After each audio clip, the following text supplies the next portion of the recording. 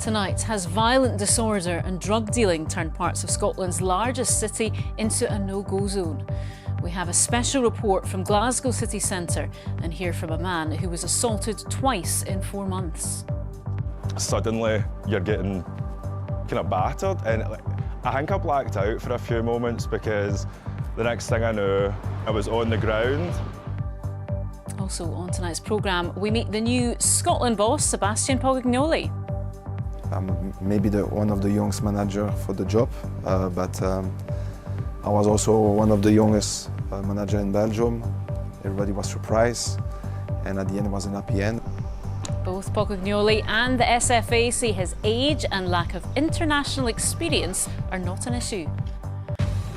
After going through cancer at 21, Erin Lavery is campaigning to make fertility treatment more available to cancer survivors.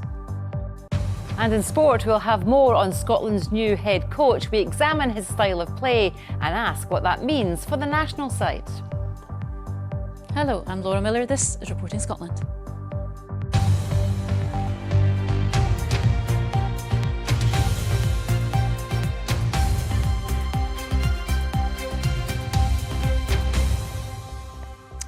It's just hosted the Commonwealth Games and prides itself on becoming a welcoming, friendly city. But if you spent any time on social media recently, you may well have seen the videos from Glasgow.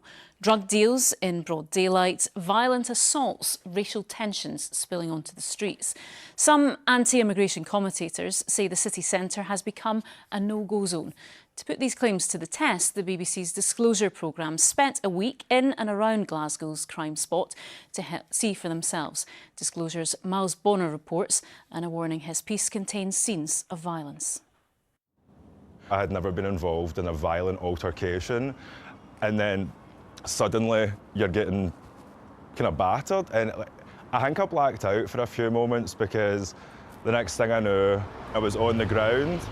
Kip Lawson was assaulted twice in the city centre within months.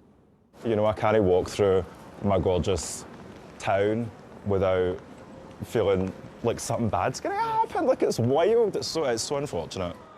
Violent crime in Glasgow is at a 5-year high, making up almost a quarter of all recorded offences. But for most people we spoke to, the problem is drugs. This area is the hub of the drug dealers, and police knows these things. What the issue is, the drug dealers are the underage kids. They can't do anything. Police have been given powers to temporarily ban groups from a 1 square kilometre area known as the dispersal zone. While patrolling with the police, officers confirmed children are being exploited by organised crime groups. PC Stephen Gemmell says young drug dealers adopt drastic measures to avoid prosecution. If they have like a few wraps, a lot of the times they'll like conceal in their mouth. But it's what you can prove and they know it. So if I walk up to someone tonight, like maybe one of the younger dealers or something, they'll noticeably swallow. It's the risk they're willing to take, and then they'll chat to you and they'll be like, I've got nothing on me. Since 2023, police have recorded nearly 2,800 crimes on Union Street alone. Some have taken matters into their own hands. Darren Docherty leads Scots Active, a vigilante group that patrols the streets. There's homeless all over the place, there's people getting robbed all over the place, bad things happening to women all over the place. It's every other day you're seeing it, hearing it, reading it. So something needs to be done. Scots Active's critics call them far-right extremists who target immigrants. Darren claims he's not racist, but confirms his group often clash with young black and Asian drug dealers. They don't like us patrolling the area because we expose them selling their drugs. Anti-immigration influencers have honed in on the safety of women and girls in the city centre. Zoe, not a real name, was sexually harassed on a Glasgow bus. She says the man was possibly Middle Eastern, but she challenges those who link the city's sexual crimes to race. They say it's about protecting women and children, but it's not. It's about being racist. In recent months, several anti-immigration demonstrations have turned violent. Police warn misinformation spreading online is fueling tensions. I think what we need to be very careful of is misinformation that's circulating on social media, as that rhetoric absolutely fuels community tensions. During our week in Glasgow, we witnessed drug dealing, theft, arrests and violence. We also saw racial tensions erupt as a masked mob rampaged through the city. There were even some Nazi salutes. We wanted to speak to Glasgow's council leader about these problems.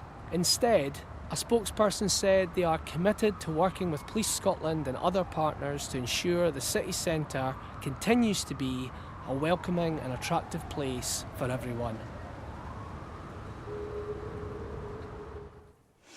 Well, Miles is with us now. And Miles, we heard from a lot of different voices there, though interestingly not the City Council. But what are your reflections having spent time up close with this?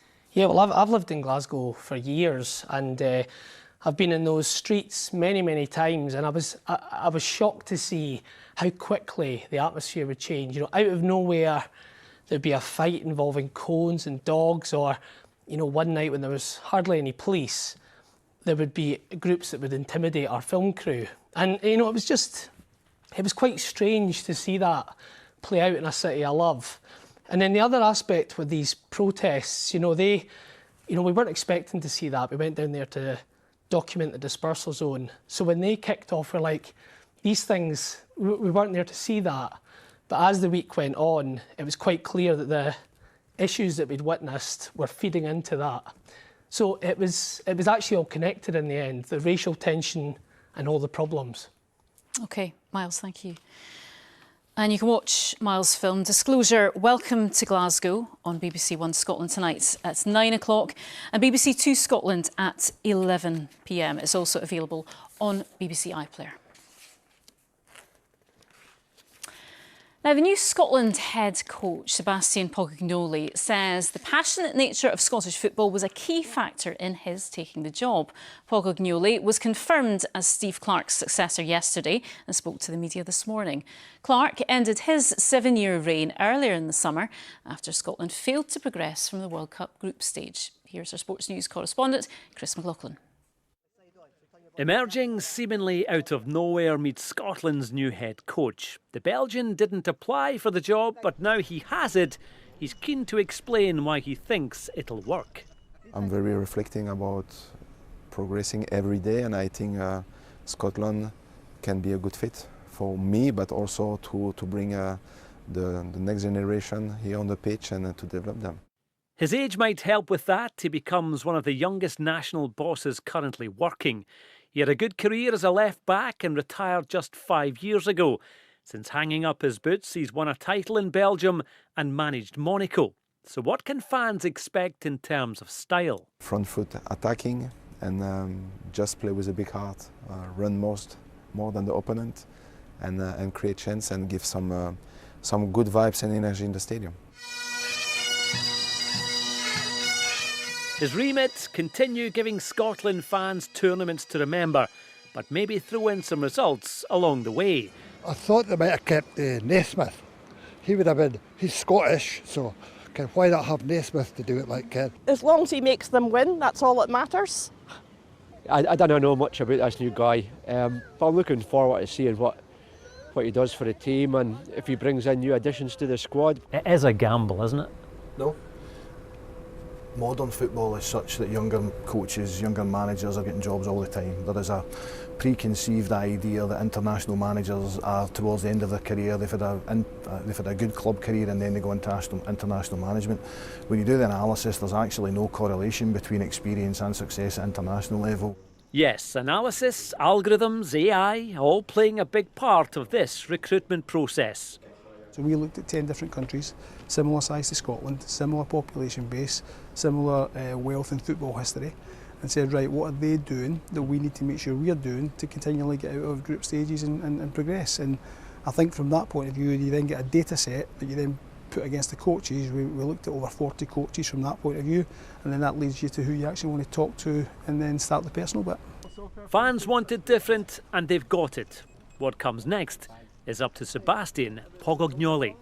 Chris McLaughlin, reporting Scotland. Well, meanwhile, the Scottish FA also addressed the ongoing war in global football today. UEFA say they have no confidence in FIFA President Gianni Infantino after his plans to sell off stakes in the World Cup. The English and Welsh FAs publicly withdrew their support for Infantino. The SFA chose not to go public until now. We have aligned ourselves with the UEFA position. You know, 55 nations are stronger than one voice.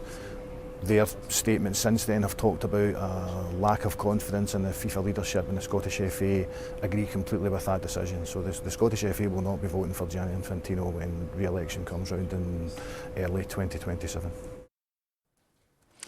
The Scottish Labour leadership race will see Mike O'Mara and Joe Fagan go up against each other after Monica Lennon failed to secure enough nominations. Anas Sarwar triggered the contest last month after announcing his intention to stand down as Scottish leader to take up a seat in the Lords and join Andy Burnham's UK government. After failing to get on the ballot, Lennon accused Scottish Labour of looking like a nasty party and having a problem with trans people. Well, I'm joined now by our political correspondent David Wallace-Lockhart. So at one point we thought there were going to be 3 candidates to contest this leadership, now only 2. Yeah, 2 candidates, one of whom will have the job, if they can, of rebuilding Scottish Labour after a historic Holyrood defeat. Mike O'Mara is the party's finance spokesperson. He's an MSP for the northeast of Scotland. And the other candidate is a very new MSP just in the door at Holyrood. Joe Fagan became an MSP for the south of Scotland in May, and before that was leader of South Lanarkshire Council. Monica Lennon, who we'll speak about more in a moment, failed to get the backing of 3 Scottish Labour MPs, so she's not going to be on the ballot. There's a month to go in this contest, and both of the 2 candidates we just spoke about there reacted today to clearing the first hurdle. That's a huge task to take on. I feel I've got the experience and the ability to do that job, and I'm very grateful for the opportunity to stand and the huge support that I've had from the movement so far. I'm very pleased that the party nomination process has resulted in me being a candidate in this process. I'm about to take my argument right across the country to Labour Party members in every part of Scotland, and I'm going to argue for a Labour Party that is bolder and a Labour Party that reconnects with working class communities in this country. So as you say, Monica Lennon doesn't get through. You've been speaking to her today, and fair to say she's not happy. She's not happy. She won't go forward to the membership. She said the party looks like it's potentially stuck in the past. And in a message to Joe Fagan and Mike O'Mara, she's actually warned against punching down against trans people. Now, Monica Lennon is of the view that there were anonymous briefings during this contest about her pro-trans rights stance. She thinks that reflects badly on the party. Now, we should be clear, Mike O'Mara and Joe Fagan have both expressed scepticism about attempts in the last Scottish Parliament to change the law against gender, but they push back against that idea of punching down against trans people. But here's what Monica Lennon had to say about all of this earlier today when I spoke to her. I don't know if we have any transgender members left in Scottish Labour. They're certainly not voting for us. So I came into Scottish Labour to be a friend to marginalised people, wherever they may be. And I think that people look at Scottish Labour and think we've become quite nasty. So Monica Lennon not making the ballot. It will now be over the next month or so Mike O'Mara and Joe Fagan, who take part in hustings, in debates, will have their own interviews with them in the Scotcast podcast that we're doing this week. And around this time next month, we'll find which of the 2 Scottish Labour members and affiliated supporters are going to opt for. Yeah, OK. Thank you, David. To some of the day's other stories now. And a woman has been given a life sentence for attempted murder after repeatedly giving a 2-year-old child antidepressants and adult painkillers. The abuse by 35-year-old Laura Docherty was so prolonged, the child had to be resuscitated by paramedics and placed on a ventilator. Judge Michael O'Grady described Docherty's actions as utterly wicked and ordered her to serve a minimum of 6 years behind bars. The destruction of 40 logbooks potentially relating to disgraced surgeon Sam El-Jamel was the result of inadequate systems and processes rather than deliberate wrongdoing, according to an independent review. El-Jamel harmed dozens of patients while he was head of neurosurgery at Dundee's Ninewells Hospital before being suspended in 2013. The theatre logbooks were destroyed in July 2025 despite a do not destroy notice. NHS Tayside says it accepts the report's findings. Now, it's one of the most controversial oil fields in years, and today a consultation closes on the large Rosebank field west of Shetland. The project is close to production, but the brakes were put on it after a consenting decision by the UK government was ruled unlawful. Environmental groups have described the project as planet-wrecking, but the industry says giving the go-ahead is vital for the energy transition. Well, let's speak to our environment and energy correspondent Kevin Keane, who's in Aberdeen for us tonight. Kevin, why is this decision so significant then?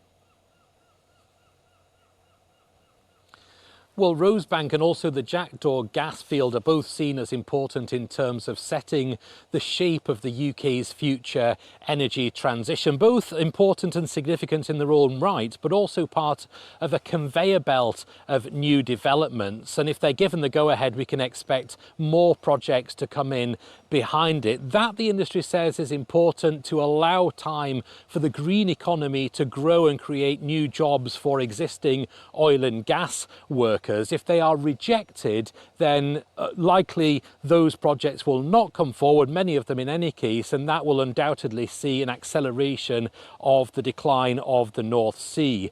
Environmental groups say that actually the summer that we've seen across Europe of wildfires and also of heat waves should be an important wake-up call that sees the government rejecting these proposals. All of those arguments have now been put to the regulator, who will consider them carefully before making the decisions in the weeks and months ahead. OK, Kevin in Aberdeen, thank you. Now, having life-saving cancer treatment at the age of just 21 would be hard enough for anyone. But imagine also being told you may never be able to have children as a result. That's what Erin Lavery from Glasgow is going through. She's campaigning for fertility treatment to be made more readily available to those who have or have been through cancer. Suzanne Allen went to meet her. This is it, here we go, do your best, take it slow. This was Erin Lavery last year, sharing her cancer journey on social media. After a diagnosis of stage 3 Hodgkin's lymphoma, which is blood cancer, in August 2024, she underwent 6 months of chemotherapy and 1 month of radiotherapy. These treatments can have side effects, and for young women it can mean reduced fertility. This is Erin's reality. Unfortunately, they discovered that I had been in menopause and my fertility had been heavily affected from treatment.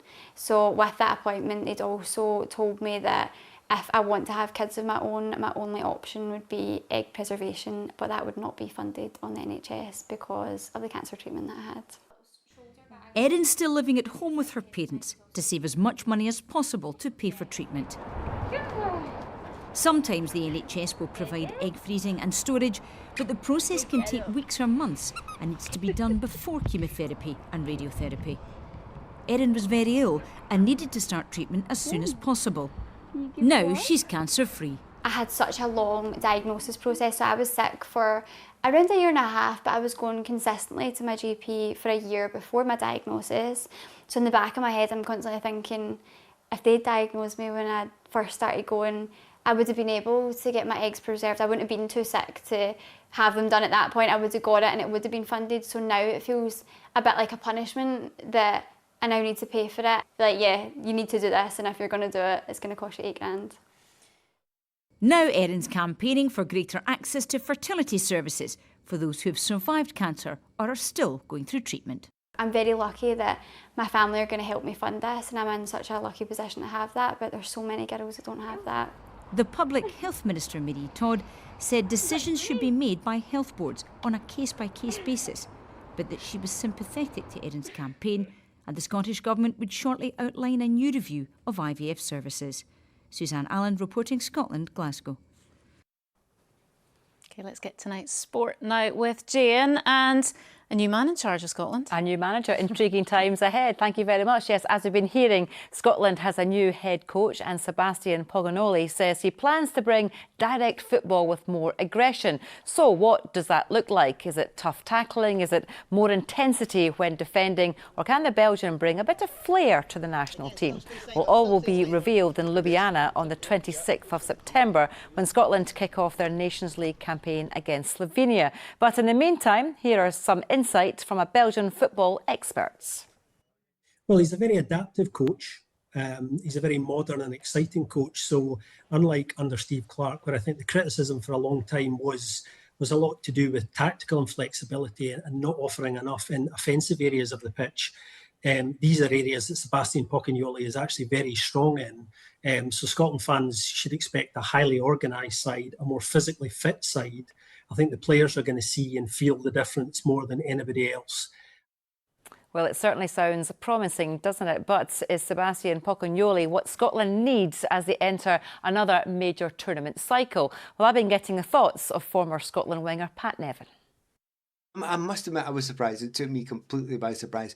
But I'm not going to get annoyed or angry about it because he's obviously a modern coach. Just listen to some of the comments that was made, certainly in the first bit of a press conference he's done. You know, he talks the modern language of the modern coach. You'll be hearing lots about data.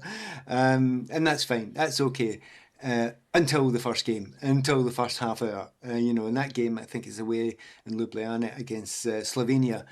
You can talk as well as you like, but you have to go and win games and you have to put in performances. And the way he's talking, he's hoping to get us performing in a more exciting, entertaining way. So we look forward to that. Yeah, well, just on the playing squad, his first squad selection is going to be intriguing, isn't it? Do you expect him to kind of stick with the kind of tried and tested, or will he have to go out and see who else is out there? I think every manager's slightly different, but I don't think he'll be rushing to dump people. So certainly the players that have been, fantastic players. We know the ones we're talking about here. The Andy Robertsons, as well, the John McGinns, etc. You're not in a big rush to go out and dump the likes of these people, but you have to try and find out where are the players that are going to replace him. And to be honest, there are some quite good young Scottish players, and some of them are actually even playing in Scotland. You say it might take a little bit of time to kind of implement all that, but does he need to hit the ground running in the short term? It's always quite interesting in the Nations League because we had these friendlies for years, and to be honest, I couldn't stand the friendlies. When you played in them, they were all right, but you kind of know that half the players aren't going to turn up and they can't give you 100%. Because you're so stressed in the other games domestically. Whereas Nations League, that's something a wee bit different.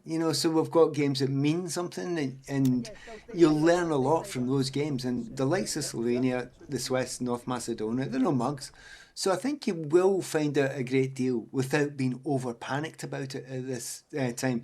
So in an odd situation, Nations League annoys some people, and some people still don't quite understand how it works. But in reality, this is exactly what he needed at this point in time, and he's got it.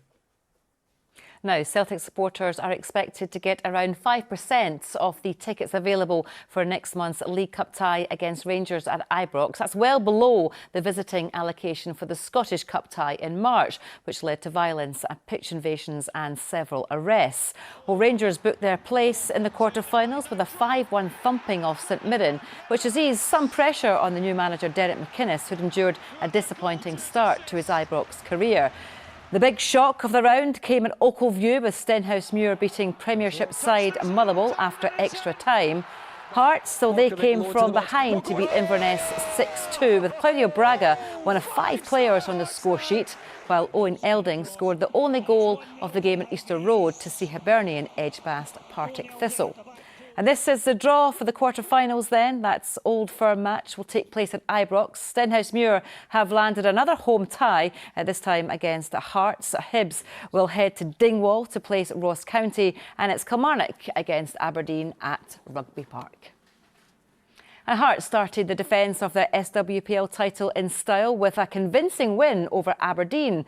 The defending champions got off to a flyer, putting 6 past Aberdeen, with Mariana Speckmaier scoring twice on her debut. There were also wins for Hibs, Rangers and Celtic, while promoted Spartans drew with Partick Thistle. But for Hearts, after a summer where they lost their manager and several key players, it's a great start. They've done excellent last year, so they've got the double whammy of changing players, changing staff and changing the way we play, and we're probably ahead of where we thought we'd be at this point, and that's down credit to the players and also my staff who've been excellent as well, and the players have bought in it really well so far. We know we've got some tougher challenges ahead, but really positive in the start we've made so far. And more SWPL highlights tonight on BBC Scotland 7:30. Good stuff, thank you, Jane. Now, some important news briefly about an escapee from earlier today. A monkey who had escaped his habitat at the Highland Wildlife Park has returned home. Luca, a 5-year-old Japanese macaque, left the park overnight. Searches took place today before Luca returned after 4 o'clock. Keepers at the park say he is fit and healthy following his adventure. He looks happy enough. And if that's not exciting enough, on tonight's News at 7, Laura Goodwin speaks to presenter Ian Stirling about his new BBC Scotland show, Race Against the Tide. It features the contestants creating impressive sand sculptures, only for them to get washed away. But Stirling says that doesn't sadden him. Yeah, it feels sort of a retro throwback, really. I know we're filming it for television, but there's something so nice about people creating something that then is just gone hours later, not stored anywhere. There's no sort of permanency to it, which is like really lovely.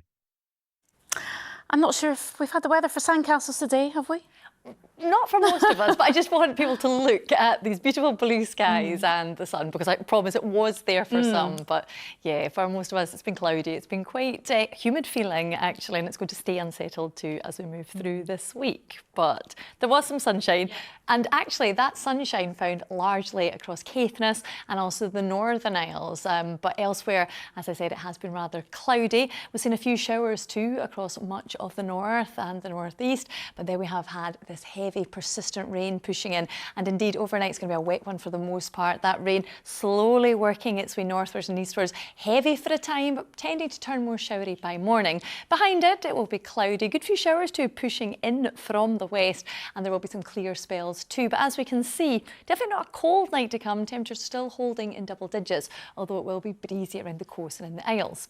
First thing tomorrow morning, we do have some early sunshine, particularly in the east. We also have that showery rain across the north. Now that will tend to become heavier as the day progresses. Good few showers continuing to push in too from the west. And if we take a look in more detail in the afternoon, actually for Shetland, staying dry, good sunshine there, but quite a brisk westerly breeze keeping temperatures on the cool side. That showery rain lingering too for Orkney in the far north, and this band of more persistent showers too, getting some quite heavy rainfall totals. For the east though, and parts of the northeast, temperatures peaking 19-20 Celsius. Cooler elsewhere, staying rather overcast and showery for likes of Argyll, Northwest Highlands and the Isles throughout tomorrow afternoon and indeed tomorrow evening. That band of rain lingering overnight, turning heavier for a time. Then by morning we will see some clearer spells developing in the east. Actually Wednesday, seeing more in the way of early brightness for the central belt and the south, but then as the day progresses, cloud will thicken with a good few showers too pushing in. Some more persistent spells of rain also breaking out. As we can see in more central and southern spots though, still looking at highs of 17 or 18 Celsius, but a cooler feel in the north. And that's to do with this northerly airflow that will be developing, working its way slowly southwards as the day progresses. So when we look at midweek, it is going to be more unsettled. Thursday, quite a transitional day, but then more in the way of sunshine and showers as we move into the weekend. And that's your forecast. And that is Reporting Scotland. Bye for now.